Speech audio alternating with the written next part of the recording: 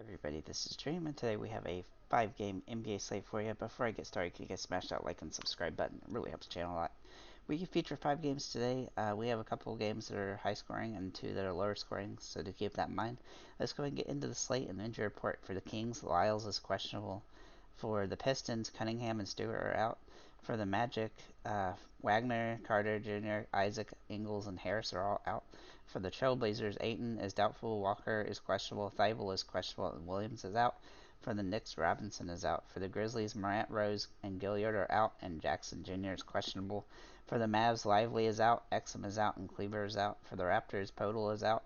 And for the Lakers, LeBron and Hachimura are questionable, and Vincent is out. So definitely a lot of potential situations still, but we do actually have a lot of information, so that's good. Looking at this slate, it is smaller, so we're going to have to take a little bit more risk on some value plays, but there's actually going to be some decent value plays throughout the slate, so that's a good sign. Let's go ahead and get into my favorite plays here. So Julius Randle is one of them for the Knicks. He's been absolutely phenomenal lately. He had one off game against Philly, but outside of that, he's been dominating. He's been over 20 real points in every single game, with the exception of the Philly game over the last month or so. So he's in a great spot. He's been playing very well. His price is going up more and more, but as long as it's under 9,000, he's definitely worth a look, as he's been getting close to 50,000 most of the time. 50 points, excuse me, 50 fantasy points, that is, most of the games. So he's definitely got a lot of potential in this one.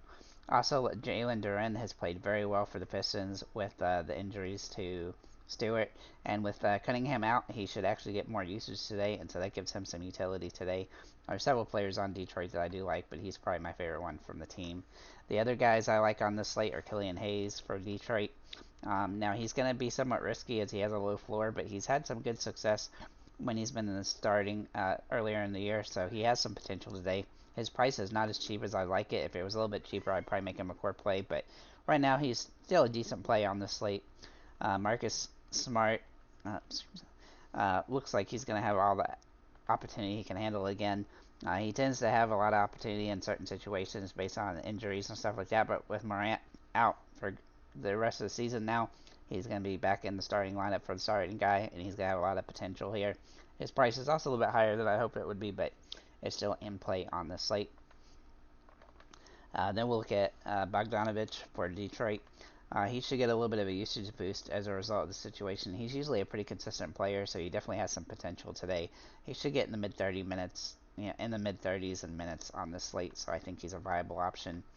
Hartenstein has played very well for the Knicks um, with the injuries to Robinson, and I look for him to continue that. He's got a lower floor, with his price point today, but he's still in play today, and he's cheap enough that he's worth a look, especially if you're gonna try to pay up for any of the super expensive options on the slate.